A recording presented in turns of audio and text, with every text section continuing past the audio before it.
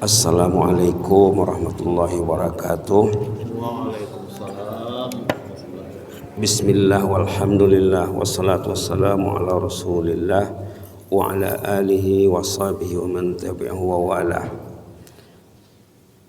Rabbi shrah li sadri wa yassir li amri wa hlul 'uqdatam min lisani yafqahu qawli. Subhanaka la ilma lana illa ma 'allamtana innaka antal alimul hakim. Para kekasih Allah, orang yang dipilih Allah yang datang salat subuh di masjid Dagang Muttaqin atau masjid Al-Muttaqin, mudah-mudahan kita tergolong muttaqin. Amin ya rabbal alamin. Tadi dalam salat kita mendengar surah An-Nazi'at. Surah An-Nazi'at ini diawali dengan cerita orang yang akan dicabut ruhnya. An-Nazi'at tentang orang yang dicabut ruhnya. Sudah diperingatkan dalam surah ini, wan nazi'ati gharqa, demi malaikat yang akan mencabut ruh orang yang jahat itu dengan kejam. Orang yang jahat dicabut dengan kejam ruhnya, direnggut saja begitu. Jadi dari pencabutan ruh, orang itu sudah diazab. Dari sebelum ruhnya dicabut, orang itu sudah disiksa. Wan nasyitati nashta, demi malaikat yang mencabut roh orang yang taat dengan lemah lembut, ibarat menarik rambut dalam tepung. Rambut tidak putus, tepung tidak berselerak. Wan nasyitati nashta, demi malaikat yang mencabut roh orang yang taat dengan lemah lembut, dengan senang. Subhanallah, subhanallah. Itulah awal surah ini ya. Wan nazi'ati gharqa, demi malaikat mencabut orang yang jahat dengan kejam dan bengis, dengan kemarahannya. Ada cerita zaman Nabi Ibrahim. Zaman Nabi Ibrahim ada dalam buku judulnya Liku-liku Perjalanan ke Alam Barzakh. Penulisnya sahabat baik saya, Dr. Andus Syahrir Samsuddin. Orang Mandailing, sama-sama tamat purba, kemudian sama-sama mengembara ke Kuala Lumpur. Dibuatnya satu buku, Liku-liku Perjalanan ke Alam Barzakh judulnya. Kalau Bapak Ibu mau nanti bisa diusahakan buku itu. Kita harus tahu perjalanan yang kita tempuh, macam mana ruh mau dicabut, sesudah itu macam mana prosesnya, biar kita tahu, biar kita siap. Jadi dalam buku itu ada dikisahkan cerita Nabi Ibrahim Khalilullah, Nabi Ibrahim kekasih Allah, yang akan diperingati ceritanya waktu hari raya Korban nanti ya. Nabi Ibrahim satu hari keluar rumah, pintu dikunci semuanya. Saat dia pulang, ada makhluk duduk di rumahnya. Pintu berkunci. Ditanya oleh Nabi Ibrahim, kamu ini siapa ini? Pintu saya kunci kok bisa masuk? Kaget Nabi Ibrahim. Saya disuruh tuan rumah masuk. Kata yang ditanya, oh, Israel kah? Iya, saya ini Israel. Tapi kedatangan saya bukan untuk mencabut roh, mau ziarah saja, menziarahi Khalilullah, kekasih Allah. Wah, terima kasihlah datang ziarah. Kesempatan saya ketemu dengan Israel. Lalu kalau begitu saya ada permintaan. Apa permintaan? Tolong Anda berlakon macam mana mencabut roh orang yang jahat. Saya ingin lihat macam mana. Subhanallah. Tolong berlakon di hadapan saya macam mana keadaan Anda mencabut roh orang yang jahat. Baiklah katanya. Tapi tolong lihat ke sana dulu. Jangan lihat saya akan tukar setting. Malaikat ini ada setting-settingnya. Bila sudah siap nanti saya akan kode. Saya akan kasih tahu. Siap? Siap. Dilihatnya, subhanallah. Pingsan Nabi Ibrahim melihatnya. Pingsan. yang dilihatnya wajah yang seram, suasana yang gelap, asap yang berkepul-kepul, mengerikan. Pingsan Nabi Ibrahim. La haula wala quwwata illa billah. Nabi Ibrahim saja yang dibakar di dalam api ndak angus, pingsan melihat malaikat maut berlakon. Macam mana dengan kita ini? La haula wala quwwata illa billah. Itu maka diingatkan di sini wan nazi'ati gharqa, surahnya pun surah An-Nazi'at ya. Lihat nanti halaman 583 juz 30. Kemudian malaikat pun hilang. Malaikat maut menghilang. Nabi Ibrahim lama-lama sedar dia. Sedar dari suasana yang pingsan tadi. Tiba-tiba tidak ada lagi. Israel menghilang. Kali kedua Nabi Ibrahim keluar rumah dikunci dengan kemas dengan bagus. Tiba-tiba macam kejadian pertama, ada orang duduk di rumahnya. Saya sudah berkomunikasi, ditanya, saya Israel yang datang saat itu, yang Anda tidak tahan melihat saya waktu saya mencabut roh orang yang jahat. Subhanallah. Sekarang saya ingin meminta pula Anda supaya memperlihatkan saya macam mana mencabut roh orang yang taat. Wan nasyitati nashta. Baiklah, kamu lihat ke sana dulu, jangan lihat saya. Saya mau tukar setting. Subhanallah. Saya sudah siap. Dilihatnya wajah orang yang tampan, yang mesra, yang lembut, yang enak melihatnya, yang tidak ada ciri-ciri tanda-tanda yang marah, yang bengis. Pokoknya senang hati melihatnya. Oh, begitulah katanya. Itulah yang terjadi ya. Dalam buku apa tadi? Bukunya Liku-Liku Perjalanan ke Alam Barzah, penulisnya Dr. Andus Syahrin Nasution ya, Tamatan Purba, kawan-kawan di Kuala Lumpur dulu. Baik, inilah yang dikatakan dalam Quran, wan nazi'ati gharqa, demi malaikat mencabut orang yang jahat dengan kejam dan bengis dan kasar, wan nasyitati nashta, demi malaikat mencabut orang yang baik yang taat dengan lemah lembut. Kita sudah cerita banyak cerita di sini. Cerita kawan baik saya, sama-sama kuliah di Arab, sama-sama kerja di Brunei. Ada 5 tahun saya satu rumah dengannya. Setelah dia pulang ke negaranya, ke Thailand, dia meninggal di masjid sesudah salat subuh, menunggu salat duha. Tidak tahu orang dia meninggal. Tiba-tiba sudah meninggal. Kan senang. Ada kawan baik saya di Brunei, satu kantor dulu di Brunei. Dia meninggal waktu tengah hari. Subuhnya dia pergi ke masjid. Sesudah keluar salat subuh, ya Allah nanti zuhur saya mau datang lagi ya Allah ke rumahmu ini. Waktu menjelang tengah hari dia tidur sejenak menunggu waktu salat zuhur.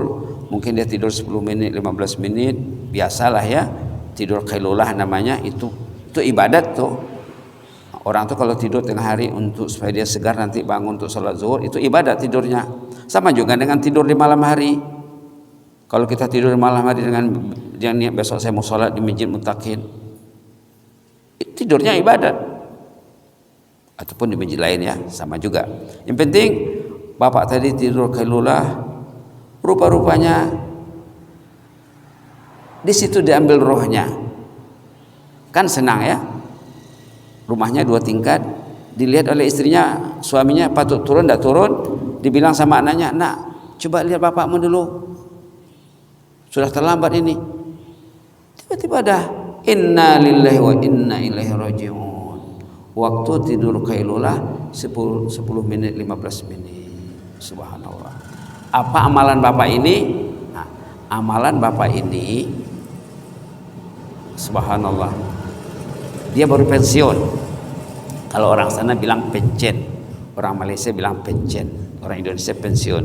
Dia baru pensiun. Di awal pensiun dia pergi umrah dengan niat nanti tahun itu juga dia akan pergi haji. Jadi sebelum dia pergi umrah, dia ketemu saya di rumah. Ustadz, katanya, saya mau pergi umrah, nanti pulang dari umrah saya mau pergi haji bersama keluarga. Saya membuka jalan dulu ke sana supaya tahu situasi di sana. Saya sudah kursus di kantor urusan haji. Di sana jabatan haji ya, jabatan masjid.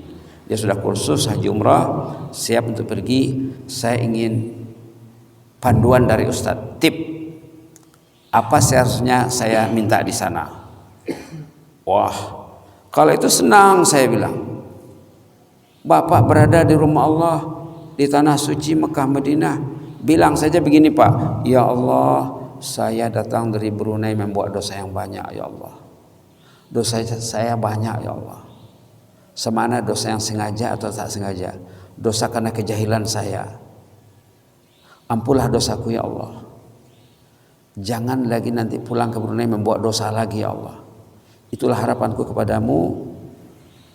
Jangan hampakan harapanku ini ya Allah. Kalau engkau menghampakan harapanku ini, kemana lagi aku akan mengadu ya Allah.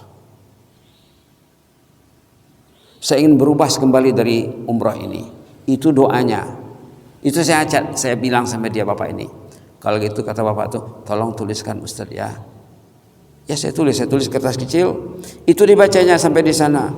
Ya Allah, saya datang dari Brunei, negeri yang jauh, buat dosa yang banyak ya Allah. Kita ini banyak dosa ya, tapi tak mau mengaku. Nah, itu masalahnya manusia ini. Manusia dosa banyak tapi tak mengaku. Kalau mengaku, Allah akan ampuni dosanya. Bapak tuh ngaku dia. Ya Allah, saya datang dari Brunei buat dosa yang banyak. Ampunlah dosaku ya Allah. Saya ingin berubah balik dari umrah. Jangan seperti umrah orang biasa. Umrah biasa saja. Haji biasa saja.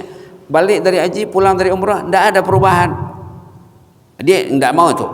Saya ingin berubah kembali dari tanah suci ya Allah. Menangis dia. Setiap kali dibacanya kertas kecil itu menangis. Di Raudhah, di Multazam, makam Ibrahim, Masjid Ismail, Safa Marwah. Menangis dia. Pulang dari umrah tidak pernah tinggal sholat berjamaah. Pulang dari umrah pagi sore baca Quran, sholat sunat, sholat berjamaah di masjid, sholat tahajud. Subhanallah. Nah, jadi doa ini bisa kita aplikasikan di sini, bukan mesti di sana. Kita bangun pukul 4, ya Allah dosaku banyak ya Allah. Ini sudah mau bulan Zulhijjah, nanti bulan Muharram tahun baru 1445 ya Allah. Saya ini belum berubah lagi ya Allah. Saya ingin berubah, saya ingin meningkat. Jangan aik lalu batu so. Bahasa kita kan subhanallah. Nanti kalau Bapak tidak tahu aik lalu batu so, tanya yang sahabat-sahabat dari Mandailing sana. Jangan tidak berubah. Ya Allah dosaku banyak ya Allah, dan aku menambah dosa lagi, dosa istriku lagi ya Allah, dosa anakku lagi, dosa keluarga aku lagi. Tolong maafkan aku ya Allah, bimbinglah aku. Saya ingin makin baik ya Allah. Kalau engkau tidak memaafkan aku, kemana lagi aku akan mengadu ya Allah. Begitu cara berdoa. Tidak mesti di tanah suci. Kekuatan berdoa di tanah suci itu ada di rumah bapak dan ibu. Kalau bangun pukul 3, tengah 4, pukul 4 sebelum datang ke masjid, pintu langit terbuka. Subhanallah, subhanallah, subhanallah. Terakhir sekali ada cerita seorang sahabat baik. Tadi saya teringat tadi sahabat baik saya di Malaysia, tadi Thailand, kemudian di Brunei, ada di Malaysia. Kawannya rajin azan. Bapak ini rajin azan. Dia orang besar, pangkatnya tinggi, tapi dia rajin azan di masjid. Dan pasangan suami istri selalu seiring, sejalan, sama-sama ke masjid. Tiba-tiba meninggal istrinya. Masih sehat meninggal. Datang kawan pergi takziah. Dilihatnya suami ini macam tidak berapa sedih. Sedih lah, tapi tidak kelihatan di wajahnya. Lalu ditanya oleh yang datang ziarah, Pak, kok Bapak kelihatan tidak sedih banget? Istri meninggal. Iya katanya. Saya senang dia meninggal karena dia itu ahlul jannah. Saya senang istri saya meninggal sebab dia ahlul jannah. Pertama, dia tidak pernah melukai hati saya. Yang kedua, sejak kami kawin sekian puluh tahun yang lalu, kami jarang tinggal puasa Senin Kamis, sekali dua saja. Yang ketiga, istri saya ini pagi Al-Quran, sore Al-Quran, pagi Al-Quran, sore Al-Quran. Ini amal ahlul jannah. Jadi saya bersyukur kepada Allah, istri saya ini istri ahlul jannah. Kalau orang tu baca Quran ya, kalau orang tu mau baca Quran, anyui dosoe, lenyap dosanya. Orang yang baca Quran ini menghanyutkan dosa. Pastikan kita bisa baca Quran pagi sore berapa yang terdaya. Kalau bisa, subhanallah, setengah juz satu hari, seperempat juz pagi, seperempat juz sore. Seperempat juz kalau Quran macam ini 5 halaman saja, satu juz 20 halaman. Kalau bisa istiqamah, konsisten, setengah juz sehari, 2 bulan nanti sudah khatam Quran. Kalau khatam Quran dibikin acaranya, dibikin doa kesyukuran.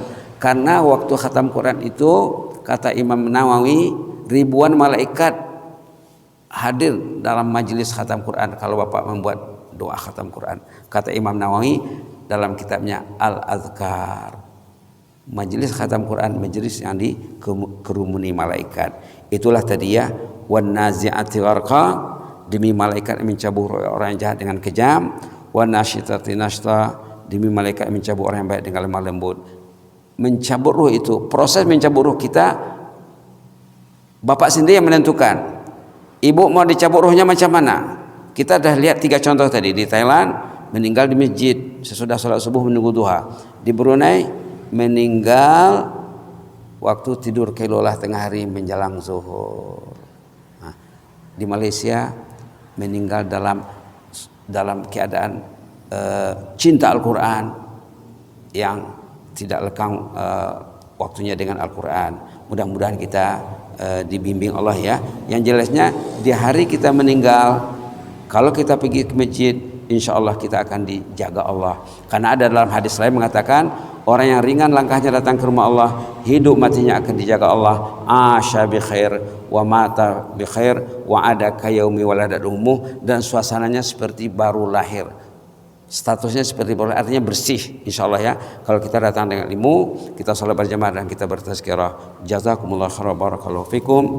Inni uhibbukum fillah. Allahumma zidna wa la tanqusna wa akrimna wa la tuhinna wa atina wa la tahrimna wa athirna wa la tu'sir alaina wa adina wa ardana ya karim. Na'udzu biridhaka min sakhatika wa bi mu'afatika min uqubatik wa na'udzu bika minka la nuhsi thanan 'alaika anta kama asnaita 'ala nafsik. Ya Allah, cabutlah roh kami di hari kami berbuat taat kepadamu secara maksimal ya Allah. Maksimalkanlah ibadat kami di hujung usia ini ya Allah. Ya Allah, maksimalkanlah ibadat suami, ibadat istri ya Allah, ibadat ahli keluarga ya Allah. Cabutlah kami dalam suasana yang paling engkau ridhai, yang paling engkau sukai ya Allah ya rabbal alamin. Subhana rabbika rabbil izzati amma yasifun, salamun alal mursalin, alhamdulillahi rabbil alamin. Wassalamualaikum warahmatullahi wabarakatuh.